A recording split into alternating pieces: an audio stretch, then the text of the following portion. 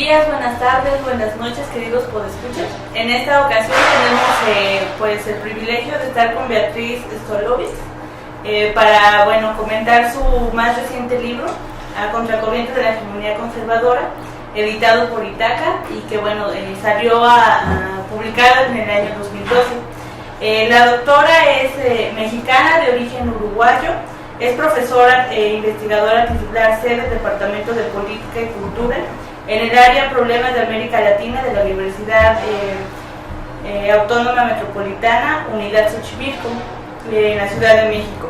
Es socióloga en posgrado de estudios latinoamericanos de la UNAM. Y los temas que ella aborda son procesos sociopolíticos en América Latina y ha sido conferencista en muchos países. ¿Cómo está, doctor? Hola, buenos días a los dos. ¿Nos puede contar un poco de su trayectoria? ¿Cómo es que llega de Uruguay a México? ¿Cómo es esta experiencia de trabajar con Agustín Cueva? Bueno, yo llegué a México exiliada tras el golpe de Estado en Uruguay en 1973 y México fue mi tercer país de exilio. Estuve primero en Argentina, después en Perú y luego llegué a México, y esto en realidad fue así por la Operación Cóndor, de la que seguramente ustedes conocerán, que fue penetrando en todos los países donde uno se exiliaba, y finalmente llegué acá y encontré un gran hogar, un gran espacio para la vida y para ser latinoamericanista. Era el México de la solidaridad latinoamericana, el México del compromiso antiimperialista, y fue quizás el mejor espacio para la formación y para el desarrollo personal. Y una serie de avatares me llevaron a la Facultad de Ciencias Políticas. En ese momento, estamos hablando de 1977, el Centro de Estudios Latinoamericanos de la Facultad de Ciencias Políticas era el espacio a donde llegaban todos los exiliados latinoamericanos, un espacio glorioso de intercambio, de pensamiento crítico. Y ahí entre tantos compañeros de América Latina conocí a Agustín, pero con Agustín yo trabajé como ayudante de profesora en algún momento, pero lo que nos unía con Agustín era una gran amistad. Esa era mi relación con Agustín, con Gregorio Seltzer, con Gerard Pierre Charles, con Eduardo Ruiz Contardo, con Rui Mauro Marini, en fin, con estas grandes cabezas que vinieron a enriquecer sin duda el trabajo académico en México, y yo debo agradecerle a la vida porque me beneficié con ello. Entonces, a partir de este proceso vemos cómo, a partir como de ese acercamiento o esa vivencia de los problemas en América Latina, que se da este interés por pensar en América Latina, sus problemas, su contexto político, social. Mira, el latinoamericanismo, al menos para mí, no es solamente un objeto de estudio, es una manera de vivir.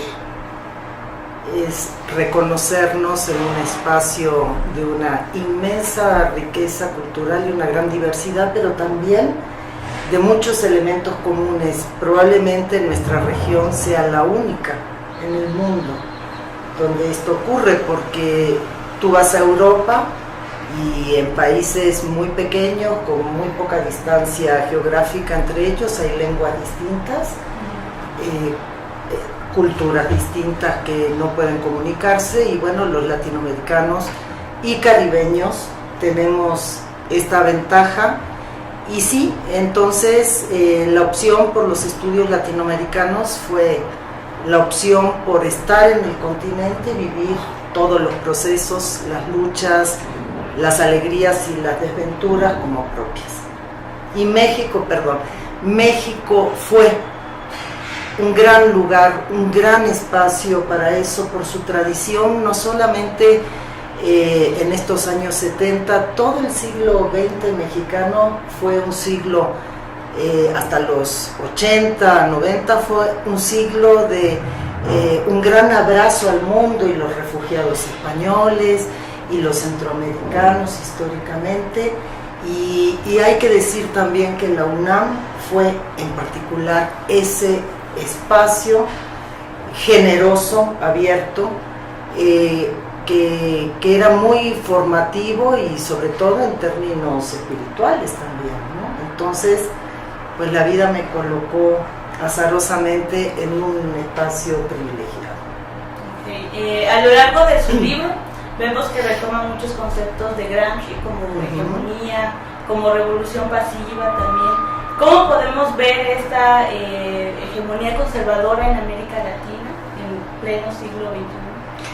Bueno, ahí sí, el concepto de hegemonía que manejo es más gramsciano que leninista, en el sentido de la hegemonía no solamente como capacidad de dominación, sino sobre todo capacidad de penetrar la cabeza de la gente de tal manera de que la dominación pudiera realizarse incluso sin coerción extrema.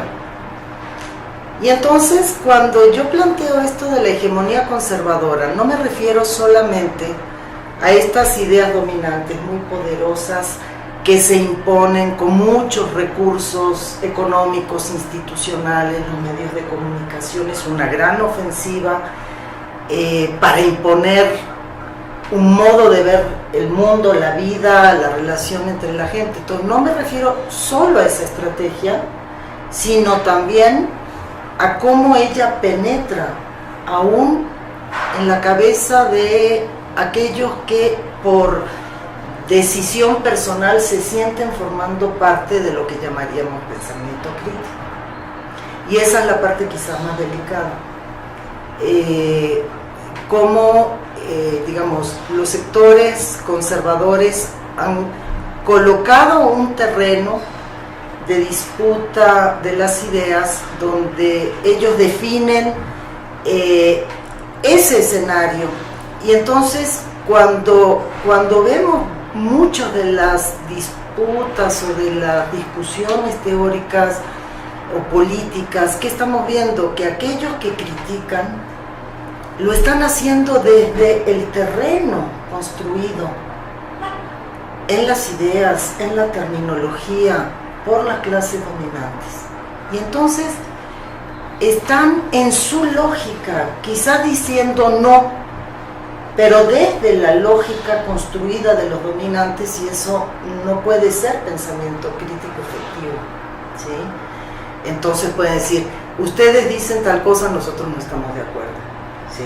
O las cosas no son así, pero partiendo de aceptar que lo que dice el dominante es una verdad a discutir. Y eso pues empieza, habrán visto ustedes que en el libro, bueno, yo voy recorriendo cronológicamente los últimos 15, 18 años de mi trabajo. Esto empieza en la discusión sobre las transiciones, sobre la democracia, sobre la gobernabilidad. Cuando el término gobernabilidad lo que expresa es el ejercicio de la dominación y la obediencia, eso es gobernabilidad. Pues vemos en la izquierda, vemos en muchos intelectuales que empiezan a hablar de gobernabilidad. Entonces, si esta gobernabilidad más o menos se hace bien o mal, pero parten de asumir el concepto de gobernabilidad como si fuera un concepto virtuoso, porque así era presentado por las clases dominantes, por sus intelectuales, ¿sí? Entonces, este es un ejemplo. En ese terreno no hay verdadera disputa teórica, no hay verdadera disputa ideológica. Hay algo que usted no pierde a lo largo de estos debates que plantea en su libro. Bueno, es una clase dominante que inclusive se ha dado a la tarea de definir y difundir como la idea de qué es el neoliberalismo, cuando realmente se trata como de una reconfiguración de fuerzas para permitir esta acumulación de capital, ¿no?, en América Latina. Así es. Y usted, bueno, nunca pierde de vista cuando dice, bueno, actualmente podemos ver como en cuestiones del trabajo, nuevas características, nuevas maneras de manifestarse, lo que usted llama la tercera vía, ¿no? Que hay que, usted denomina como post-neoliberalismo, y nos puede como profundizar en esto. Bueno, lo primero, interesante lo que tú comentas. Cuando se habla de neoliberalismo en América Latina, ya al final no se sabe de qué se está hablando. Para empezar, efectivamente, a lo largo de 15 o 20 años, fueron los intelectuales de la derecha, conservadores, y ahora voy a aclarar un poquito más lo del término conservador, los que fueron definiendo qué era el neoliberalismo. En los años 70, a partir del golpe de Estado en Chile, y hasta mediados de los 80, ellos mismos lo definen como monetarismo. Entonces, todo lo que aparezca como una política distinta al monetarismo, porque acusaban al monetarismo de la recesión de los 80, y entonces había que hacer reformas estructurales para elevar la producción, ¿verdad?, para el crecimiento, porque el monetarismo había sido recesivo. Entonces presentan propuestas dizque a favor del crecimiento. Entonces ya esas propuestas ya no serían neoliberales. Y luego resulta que cuando vamos mirando esas propuestas para el crecimiento, son las del Consenso de Washington, que todos identificamos como neoliberalismo. O sea que el Consenso de Washington se presenta como alternativa al llamado neoliberalismo anterior, ¿sí?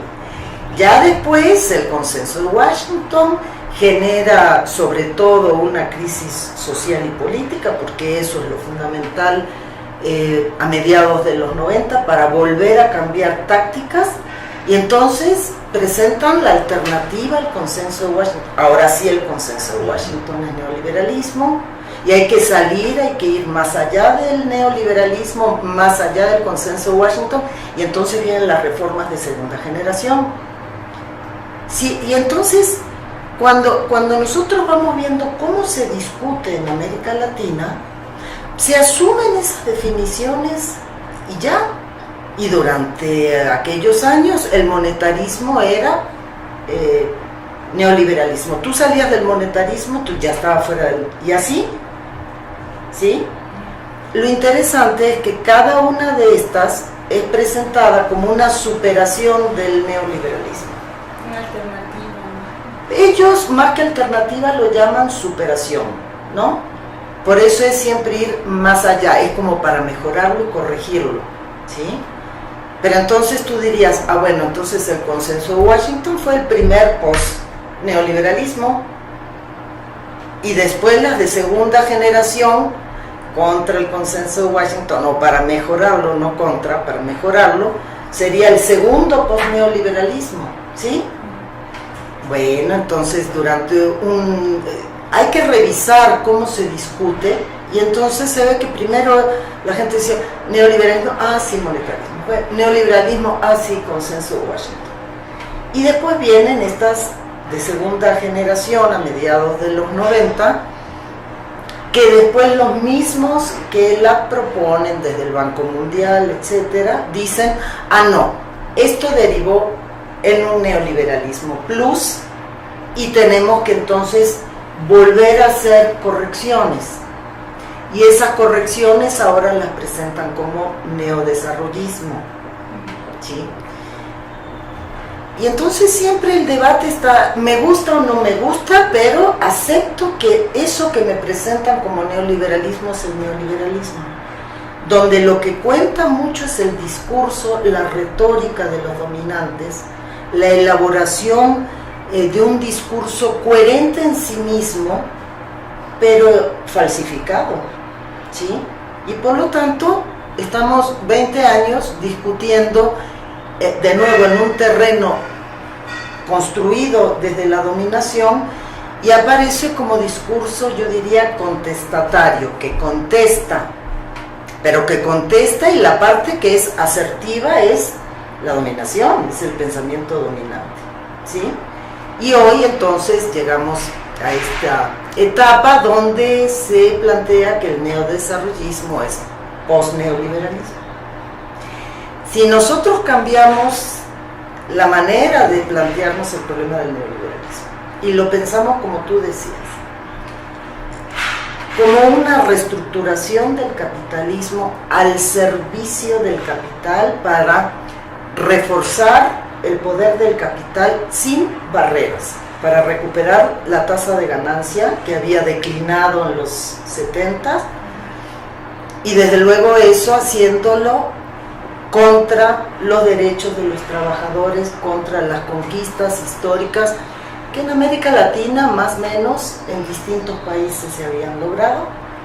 Si lo pensamos como una contrarrevolución del capital realmente, entonces este cambio de tácticas y modalidades, que son importantes en cada momento por los efectos que tienen, pero no son más que modalidades de esa estrategia de largo plazo, nos permite llegar a este momento y observar que el neodesarrollismo es una modalidad de esa estrategia. Y finalmente secundario, si su retórica es distinta a la retórica neoliberal, lo que hay que ver es qué se busca y qué se logra. Y con esto del neodesarrollismo hay un reforzamiento de la capacidad de acumulación y de ganancias del capital, del despojo de riquezas naturales en América Latina, en una modalidad muy neocolonial, porque implica nuevamente hacerlo sobre el control del territorio. El capital financiero tiene en América Latina las mayores ganancias de todas las regiones del mundo. Las transnacionales, incluso las productivas, se llevan inmensas ganancias de América Latina. Y entonces, bueno, estamos en una fase de esa estrategia de larga duración, y me parece que desde ahí hay que pensar los problemas y no tanto en el nombre que se le va poniendo. Hay algo también, ¿no?, que viene como respecto a lo que ahorita comentabas, con cuestionar esa idea de la globalización, ¿no? Tú comentas en tu libro que más bien en el discurso también es una manera de incisión entre la cuestión política y la cuestión económica, ¿no?, general en la población en América Latina, porque esa idea de globalización llega como, bueno, es algo externo que nos llega, y bueno, económicamente no nos queda más que como trabajadores ajustarnos a esta mayor flexibilización, ¿no?, del trabajo. Pero en ese sentido, en los últimos años más recientes, ¿cómo se ha dado esa reconfiguración en el sector del trabajo? Si bien con el neoliberalismo se daba una mayor flexibilización, actualmente, ¿cómo podemos analizar las características? Bueno, sobre lo primero, lo de la globalización, fue presentada prácticamente como una fuerza metafísica que iba tomándose el mundo, como si fuera ajena a la voluntad y a las decisiones, y eso en América Latina, como tú bien dices, significó de que incluso los más críticos decían, no, a esto no nos podemos oponer, y entonces vamos a ver cómo encontramos resquicios. Realmente la globalización como esta expansión del capital sin barreras, derribando todo tipo de barreras nacionales, legales, económicas, avanza precisamente porque las fuerzas en cada país permiten que avancen, ¿no? Porque no se puede hacer nada. Entonces hay ahí lo que yo digo que es una especie de profecía autocumplida, ¿no? Primero no se puede hacer nada y entonces no hacemos nada, y después se dice, vieron que esto era inevitable, ¿no? Y eso tiene un impacto muy fuerte en las prácticas políticas en un continente en el cual justamente desde finales de los 80 las diversas izquierdas políticas de América Latina van avanzando electoralmente, ganando espacio en los parlamentos, empezando a gobernar municipios, hasta que pues ya digamos, a partir de la primera década de este siglo pues se conquistan gobiernos nacionales. Pero en todos esos años 90, pues la izquierda que está en los parlamentos asume en los hechos que no se puede hacer nada. Es verdad que en algunos casos no tenía una fuerza parlamentaria como para modificar ciertas decisiones, pero había una cierta fatalidad en aceptar, y entonces, bueno, vamos a ver cómo lo mejoramos un poquito, en meterle parches, o esta idea de algunos de humanizar, ¿no?, al capitalismo. Entonces, bueno, esta gran ofensiva avanzó también por aceptar esto de la globalización como algo ajeno a las decisiones humanas, sociales, políticas, ¿sí?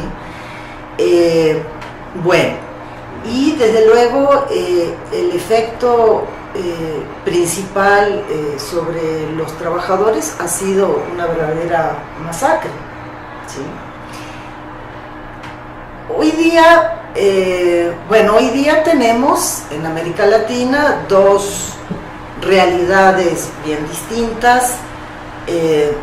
Un 54% de la población latinoamericana vive hoy bajo gobiernos de izquierda y centro izquierda, ¿sí? Es una cantidad muy grande, desde luego Brasil aporta un porcentaje muy alto de esto, pero es la primera vez en la historia de América Latina que hay gobiernos no emanados de los partidos de la derecha y del centro derecha en nuestra región en este porcentaje. Uno tiene que pensar, bueno, desde el año 59 Cuba, que estuvo sola, después en el año 70 con el triunfo de Salvador Allende, los 1000 días de Salvador Allende, y después de nuevo una gran soledad, y entonces hoy tenemos una realidad en ese sentido completamente distinta, que se expresa en estos espacios interestatales, en la UNASUR, en la CELAC, la creación de CELAC, la comunidad de estados latinoamericanos y del Caribe, donde no está Estados Unidos, es decir, es la alternativa a la OEA, ¿sí? Y esto, desde luego, es nuevo, es auspicioso y ha sido muy positivo en América Latina. Ahora, se ha hablado de que estamos en un cambio de época. Si lo pensamos en estos términos, desde luego que sí. Pero América Latina no es solo esto. De pronto, cuando uno va a los eventos y escucha hablar de América Latina, en realidad están hablando de Sudamérica, ¿no? Y el resto de América Latina no está. Y en este resto hay un 46% de la población, que son cerca de 265 millones de latinoamericanos, que están bajo gobiernos de derecha, que continúan esas líneas, ¿no?, por las que venimos desde los años 80, de despojo, de masacre social, de explotación extrema, de tragedia humana. Entonces, esto un poco para equilibrar la mirada sobre América Latina, en el sentido de que sí es la región que ha avanzado en la lucha social y política contra esto, realmente lo que es el neoliberalismo, en el sentido que lo estaba diciendo, de esta ofensiva del capital, que ha sido en ese sentido sí la vanguardia en el mundo, pero todavía no es toda América Latina. Ahora, entonces, en este 46% las cosas siguen igual y peor. Basta pensar qué está ocurriendo en México, ¿no? Lo nuevo que viene desde mediados de los 90 con esto del llamado neoinstitucionalismo es que la flexibilización, la precarización, la sobreexplotación se legaliza, ¿sí? Se convierte en derecho.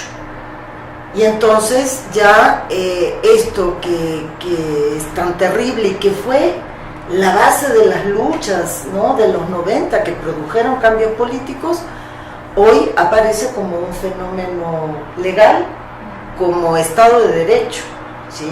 una normalización de la sobreexplotación que después, en lugar de dirimirse en el conflicto social, pasa al ámbito jurídico, con lo cual los trabajadores ya tienen la certeza de que siempre van a perder, porque todavía en el ámbito jurídico lo que domina son las fuerzas que digamos, responden a los intereses de las clases dominantes, con honrosísimas excepciones, pero que no modifican sustancialmente, ¿no? Entonces, esto es nuevo en nuestros países.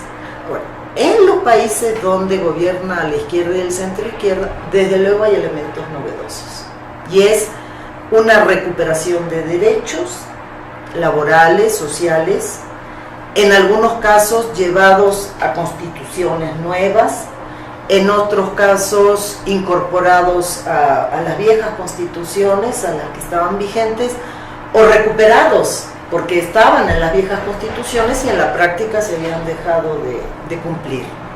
Esto ha mejorado la situación de los trabajadores en la relación con el capital. Los estados aparecen como fuerzas mediadoras, y desde luego este es un cambio notable, y basta ir a los distintos países, moverse de México a cualquiera de estos otros países y notar la diferencia, notar que hasta las trabajadoras domésticas en varios de estos países tienen ya sindicatos, reconocimiento, capacidad de negociación, jubilación. Uno de los primeros países en reconocer esto en la Constitución es Venezuela, ¿no? De eso a la situación que nosotros vemos, ya no digamos en el sector informal, en nuestras universidades, donde lo que tiende a predominar es la contratación precaria del primer día de clases al último, suspensión del contrato, entonces no genera antigüedad, siempre es precario, no genera derecho social, lo estamos viendo, pero terrible en las universidades. Entonces sí hay que contemplar las notables diferencias. Sin embargo, ahí hay un campo de análisis que a lo mejor no lo podamos resolver hoy porque es un campo largo, complejo, pero lo dejo planteado, y es cómo el neodesarrollismo, que viene desde las estrategias dominantes, se está aplicando también donde gobierna la izquierda y el centro izquierda. En algunos casos de manera consciente, deliberada, en otros quizás sin saberlo, pero sí políticas que se derivan de este modelo se están aplicando. Y entonces hay que meterse en todo ese campo de análisis para ver cuál es ese papel que cumple la regulación de la relación capital-trabajo, que desde luego beneficia en corto plazo a los trabajadores, pero que está sirviendo también para reforzar la acumulación de capital, ¿sí? Y en el mediano plazo, y no tan mediano, este capital fortalecido, ustedes habrán visto que en todos los países donde gobierna la izquierda y el centro izquierda, siempre en una campaña electoral para salir a defender los logros del gobierno, salen y dicen: es que nunca los empresarios ganaron más que ahora, ¿no? Como algo virtuoso. ¿Por qué vienen a reclamarnos, no? Bueno, es que es verdad, nunca ganaron más. Y entonces esto abre un campo de reflexión, porque ese capital fortalecido en el plano económico también se va fortaleciendo en el plano político. Y ya estamos viendo en algunos de los países donde, como están bajando los precios de los commodities, de las materias primas, que es la base de la acumulación en los países, están diciendo: ya no me sirve, ¿no? El costo laboral ya está muy alto, vamos a bajarlo, ¿sí? Pero entonces esta sería una discusión que habría que dar en el marco de un análisis de esto llamado neodesarrollismo, que es un paquetote y no creo que tengamos tiempo. Tocó muchos temas que igual dan para mucha discusión. Algo que me llamó mucho la atención de su texto es cuando habla de esta separación de la izquierda política y la izquierda social, ¿no? cuando realmente se ve cómo es que pues las masas populares ven que no se encuentran representadas en aquellos partidos que se decían de izquierda, que se institucionalizan y que inclusive empiezan a competir con la derecha, ¿no? Y a partir de ahí esa idea de que, bueno, inclusive se llega a hablar de una izquierda política y de una izquierda social, ¿no? Y creo que va muy bien como al análisis que ahorita usted estaba haciendo. Y eso también nos da como a discutir sobre si hay que adoptar una postura anti-neoliberal o anticapitalista, ¿no? Cuando, como bien hace rato lo dijo, pues lo que está en discusión es la acumulación de capital, ¿no? Así es. Bueno, en tu planteo hay dos cosas, ¿no? La primera, esto de izquierda social y política. Antes no se hacía esa distinción, ¿sí? Antes de que la izquierda comenzara a gobernar, esa distinción no se hacía. Se hablaba de la izquierda en general y se hablaba de organizaciones sociales, políticas, como las vertientes que constituían este pensamiento de izquierda a favor de la igualdad, de la emancipación, etc. La distinción empieza a hacerse a partir de estas experiencias, ¿no?, cada vez más amplias de gobierno, porque en realidad, conforme va avanzando esta experiencia de una izquierda gobernante, cada vez que se habla de izquierda se está pensando solo en la izquierda que gobierna, en los partidos, ¿sí? Y entonces hubo que recordar que la izquierda no es solamente la izquierda que está en los partidos y que participa electoralmente, etcétera, sino que la izquierda, o sea, quienes luchan por la igualdad y por la emancipación humana, está en las organizaciones sociales también. Era un recordatorio y después esto parece como una decisión, ¿sí? Viene también de las organizaciones sociales que no se sienten identificadas con esas prácticas de los partidos y que se presentan incluso muchas veces como una izquierda antipartidaria. O sea, es una decisión que se va dando con historia. Yo creo que nosotros debemos romper con esa decisión, ¿no? Pero bueno, es una experiencia que se vive y que se va expresando así. Efectivamente, los partidos de izquierda que fueron participando del sistema político, del sistema representativo, ganando fuerza, luego ganando elecciones, van configurando una práctica que está centrada en lo electoral, ¿sí? En cierta medida es comprensible, porque ciertos cambios dependen, o sea, que se hagan o que continúen, de que estas fuerzas se mantengan en los gobiernos. Uno ya sabe, pierden las elecciones inmediatamente, un montón de medidas que se han tomado positivas que van a ser eliminadas.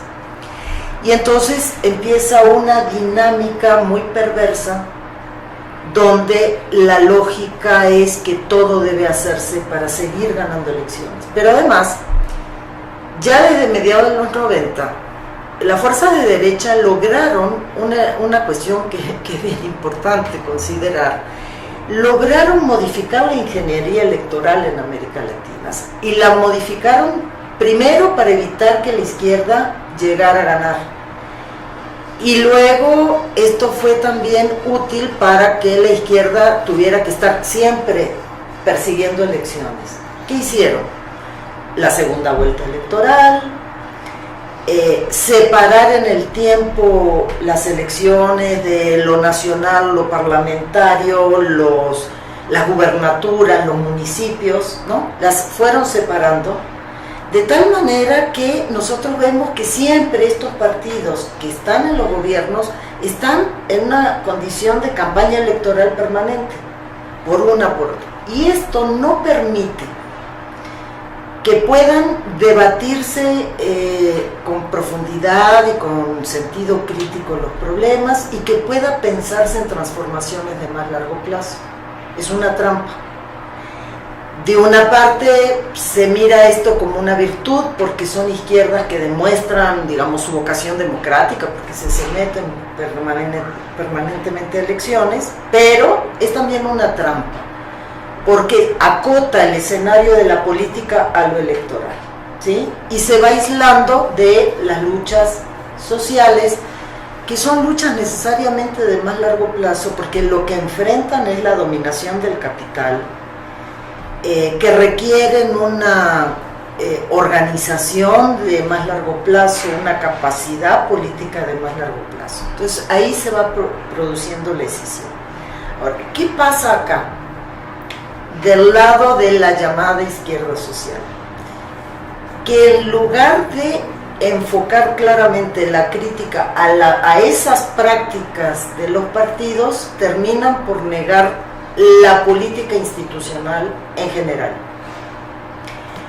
Y resulta que, bueno, tú tienes mucha fuerza social, etcétera, pero si tú no logras cristalizar esa fuerza en decisiones institucionales, eso también se pierde. De modo que ese es un problema de la izquierda social, ¿sí? Y por eso yo digo, nosotros tenemos que ir a una fase de reintegración, ¿no? Esa es una gran preocupación que yo he manifestado, que no soy la única y en la que hay que trabajar mucho. Esta es la primera parte, ¿no? Sí, en ese sentido también, ¿cuál es el peligro de adoptar esto que propone la posmodernidad, el pensamiento posmoderno? Ay, ese es todo un rollo, dicho en mexicano. También esta discusión de la posmodernidad tuvo sus vertientes. Hubo sectores, digamos, que expresaron críticas profundas, válidas, legítimas contra el capitalismo, si entendemos la modernidad como capitalismo. Y entonces ahí tendríamos, digamos, una corriente de posmodernos de izquierda, anticapitalistas. Pero también aparece una corriente posmoderna que justamente es muy conservadora, porque lo que cuestiona no es al capitalismo, sino que lo que cuestiona son los sujetos colectivos que el capitalismo también va generando en la práctica y que implicó 2 siglos de luchas sociales de los trabajadores hasta constituirse como sujetos colectivos. Y entonces ese posmodernismo de derecha lo que busca es la negación del sujeto colectivo, la vuelta al individuo y su subjetividad omnipresente. Lo que niega es la posibilidad del conocimiento de la realidad, porque bueno, es según cada quien como lo vea. Sí, bueno, pero la explotación no es como lo veas, lo sientes, ¿no? Aunque no lo veas, lo sientes, lo vives, eso se ve socialmente. Entonces, bueno, también este es un terreno en el cual habría que discutir mucho, porque cuando se habla de posmodernidad se revuelven cosas que habría que distinguir. Bueno, estos sectores conservadores han incidido en esta mirada apolítica, porque también hicieron el esfuerzo para que se pensara política como lo institucional, política como el partido, cuando política tiene que ver con relaciones de fuerza. Política va mucho más allá del ámbito de lo institucional. Lo económico es político en ese sentido, porque las relaciones económicas generan relaciones de fuerza, ¿sí? Así que hay que desarmar todo esto para ponerlo en sus justos términos. Y ya como para terminar, también ha sido larga la charla, ¿nos puede como dar su opinión sobre la democracia liberal en América Latina? Bueno, en los 90 se impone, a partir de las transiciones de las dictaduras, a partir de las negociaciones de paz en Centroamérica, que culminan por ahí 92-93, se da pues el primer triunfo, diríamos así, de la democracia liberal como régimen político en toda América Latina. Y desde luego esto fue altamente celebrado, ¿no?, por la derecha. Desde luego que quienes han vivido, y no hay rincón de América Latina donde no se haya vivido, la represión, la violación de los derechos humanos, la liquidación de las libertades individuales y públicas, ese nuevo escenario de democracia liberal, representativa, que tuvo que reconocer algunas de estas libertades y derechos, fue un espacio mejor. Esto no se puede negar. Ahora, el problema es cómo se concibe la democracia y la representación. Entonces, en los años 90 se impone una concepción de democracia liberal que yo he llamado democracia gobernable, que es una democracia en la cual, para empezar, como requisito para su estabilidad, lo económico está fuera del ámbito de la discusión democrática. Porque era la globalización, ¿no? Entonces, aquello que es lo fundamental para la vida de todo el mundo queda fuera de la discusión democrática. Entonces, ¿qué queda en la discusión democrática? Pues los procedimientos, ¿sí? Y que no es muy democrático eso, ni transforma nada. Y la otra idea que viene con esto es que cualquier conflicto social era un bloqueo a la democracia, que llevaba a la ingobernabilidad, y por lo tanto las luchas sociales se definían como antidemocráticas, cuando son las luchas más democráticas que existen en una sociedad, cuando es para mejorar las condiciones de vida de las mayorías, para mejorar las condiciones sociales, culturales de las mayorías. Entonces, ese es un terreno en el cual volvemos a este comentario sobre los gobiernos de izquierda, que tuvo como contrapartida también que fue el escenario en el cual la izquierda tuvo que moverse, y también fue restringiendo su concepción de democracia. Ahora, la idea realmente crítica, alternativa, que va surgiendo en el siglo XXI, muy positiva, de que hay que pasar a la democracia participativa, es fundamental, es una crítica a la democracia liberal, a esa democracia liberal gobernable, es una crítica fundamental. Lo que no puede ocurrir es que se piense que la democracia participativa anule todas las formas de representación. Lo que hay que discutir y hay que inventar, son formas de representación distintas que estén articuladas a la participación. Y por lo tanto, como eso todavía no está bien resuelto, yo diría que esa es una tarea pendiente de los proyectos de cambio, que es, digamos, ir reconstruyendo una idea de un régimen democrático que no sea ese régimen liberal que le expropia a la mayor parte de la población la capacidad de decidir. Entonces no es democracia en ese sentido, y eso no está resuelto todavía. Este es un campo interesante, que pues hay muchas experiencias nuevas de poder social, de comunidades, de experiencias de los movimientos indígenas, etcétera, de los trabajadores que hacen autogestión productiva, etcétera, que deberían aportar a esta discusión de la participación y la representación. Y bueno, es una tarea que tenemos que asumir. Sí, pues es muy interesante lo que usted dice, porque lo que está en juego pues son los recursos naturales, este control, ¿no?, del territorio en América Latina. Y como usted bien puntualiza en el libro, ¿no?, hace falta cuestionar todo eso, porque el neoliberalismo no nada más es algo ajeno a nosotros, sino son relaciones sociales, ¿no?, que se han ido pues incrustando. Es como un modo de vivir, ¿no?, que hay que cuestionar. Ahora, no es, mira, sí, el problema de los bienes naturales o los bienes comunes naturales, estamos históricamente muy acostumbrados a hablar de recursos naturales, que es como lo piensa el capital. Estos bienes comunes naturales no solamente tienen que ver con esta relación de ciertas comunidades con su entorno, con la naturaleza, que son fundamentales, que han sido comunidades que han conservado espacios naturales milenariamente, y eso es un regalo a la humanidad. Pero no hay que verlo solamente así. También incluso para los que vivimos en las ciudades, que nuestra relación con la naturaleza está más distante. Esa es una dimensión, pero hay un problema básico. El planeta no resiste la explotación que lleva adelante el capital, no lo resiste.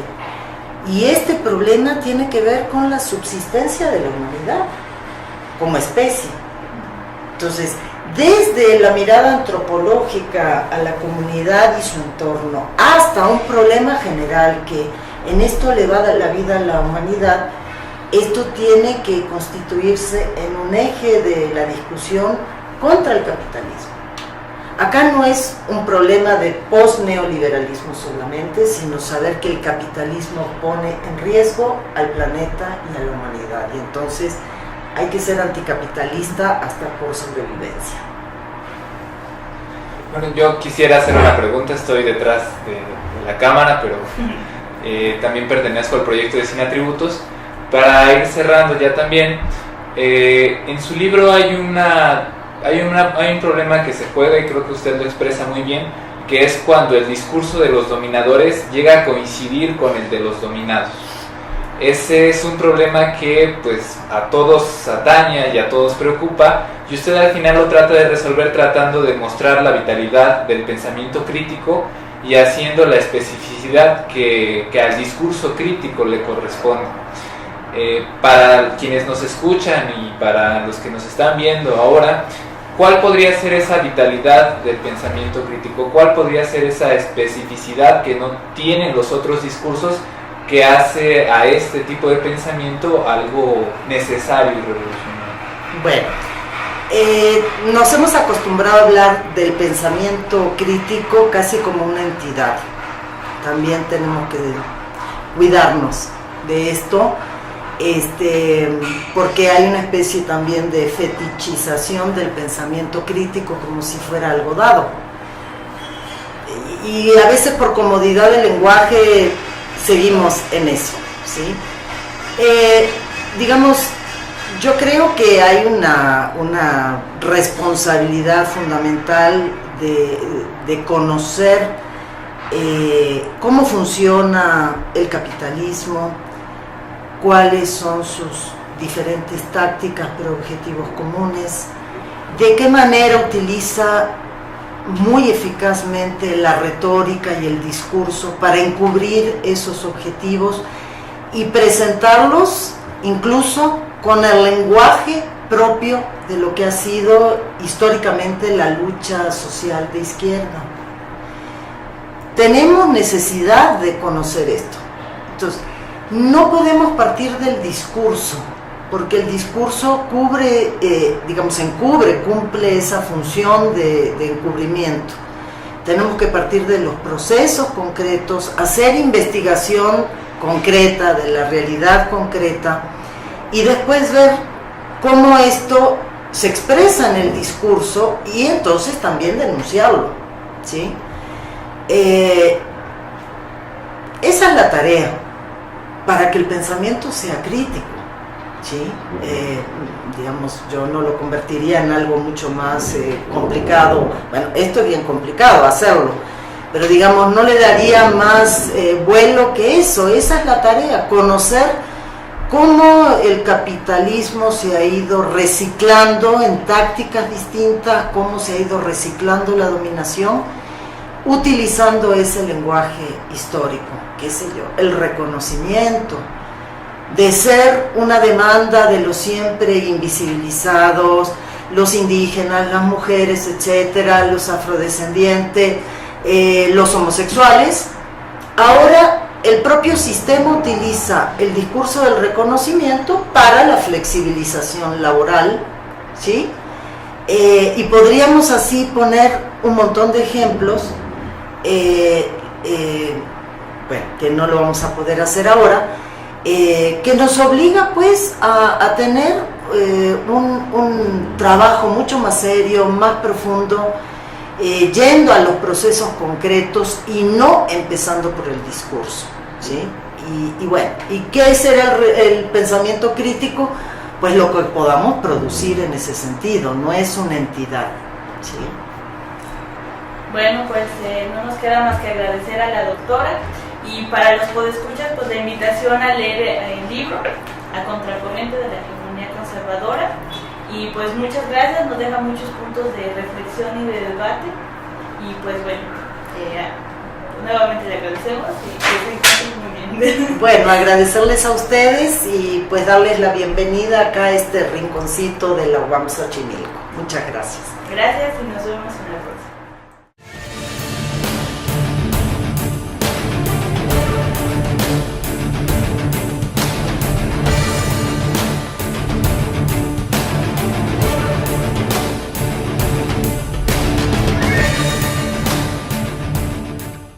No solamente como capacidad de dominación, sino sobre todo capacidad de penetrar la cabeza de la gente de tal manera de que la dominación pudiera realizarse incluso sin coerción extrema. Y entonces, cuando yo planteo esto de la hegemonía conservadora, no me refiero solamente a estas ideas dominantes muy poderosas que se imponen con muchos recursos económicos, institucionales, los medios de comunicación. Es una gran ofensiva para imponer un modo de ver el mundo, la vida, la relación entre la gente. Entonces no me refiero solo a esa estrategia, sino también a cómo ella penetra aún en la cabeza de aquellos que por decisión personal se sienten formando parte de lo que llamaríamos pensamiento crítico. Y esa es la parte quizás más delicada. Cómo, digamos, los sectores conservadores han colocado un terreno de disputa de las ideas donde ellos definen ese escenario. Y entonces cuando vemos muchas de las disputas o de las discusiones teóricas o políticas, ¿qué estamos viendo? Que aquellos que critican lo están haciendo desde el terreno construido, en las ideas, en la terminología, por las clases dominantes.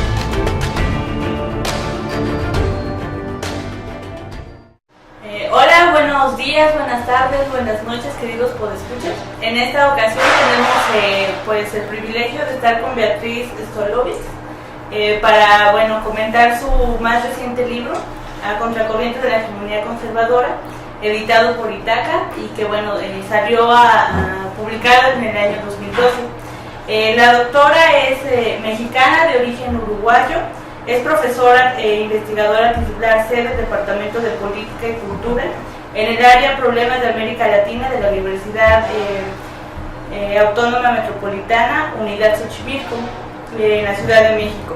Es socióloga en posgrado de estudios latinoamericanos de la UNAM. Y los temas que ella aborda son procesos sociopolíticos en América Latina y ha sido conferencista en muchos países. ¿Cómo está, doctor? Hola, buenos días. Alcanos, un espacio glorioso de intercambio de pensamiento crítico.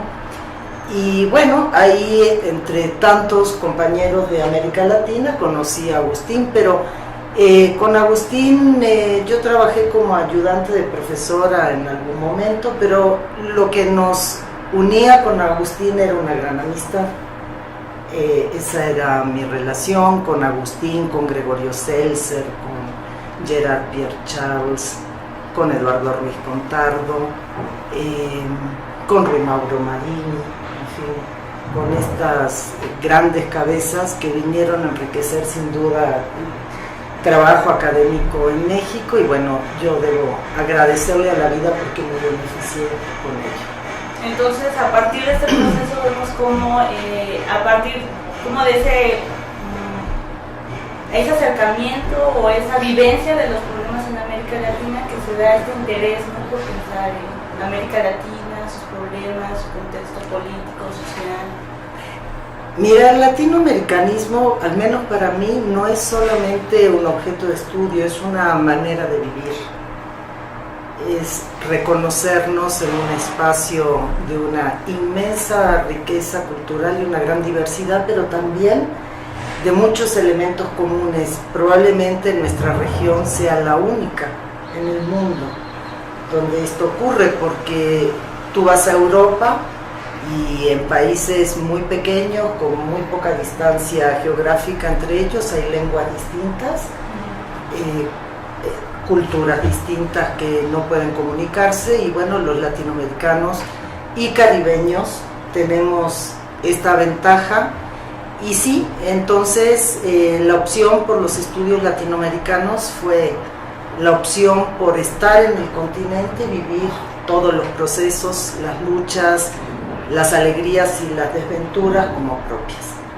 Y México fue un gran lugar, un gran espacio para eso, por su tradición, no solamente en estos años 70, todo el siglo XX mexicano fue un siglo, hasta los 80, 90, fue un siglo de un gran abrazo al mundo y los refugiados españoles y los centroamericanos históricamente, y hay que decir también que la UNAM fue en particular ese espacio generoso, abierto, que era muy formativo y sobre todo en términos espirituales también, ¿no? Entonces, pues la vida me colocó azarosamente en un espacio privilegiado.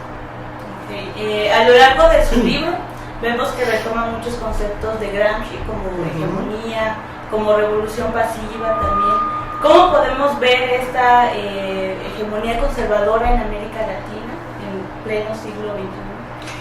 Bueno, ahí sí, el concepto de hegemonía que manejo es más gramsciano que leninista, en el sentido de la hegemonía 2. ¿Nos puede contar un poco de su trayectoria? ¿Cómo es que llega de Uruguay a México? ¿Cómo es esta experiencia de trabajar con Agustín Cueva? Bueno, yo llegué a México exiliada tras el golpe de Estado en Uruguay en 1973, y México fue mi tercer país de exilio. Estuve primero en Argentina, después en Perú, y luego llegué a México, y esto en realidad fue así por la Operación Cóndor, de la que seguramente ustedes conocerán, que fue penetrando en todos los países donde uno se exiliaba, y bueno, finalmente llegué acá y encontré un gran hogar, un gran espacio para la vida y para ser latinoamericanista. Era el México de la solidaridad latinoamericana, el México del compromiso antiimperialista, y bueno, fue quizás el mejor espacio para la formación y para el desarrollo personal. Y bueno, una serie de avatares me llevaron a la Facultad de Ciencias Políticas. En ese momento, estamos hablando de 1977, el Centro de Estudios Latinoamericanos de la Facultad de Ciencias Políticas era el espacio a donde llegaban todos los exiliados latinoamericanos.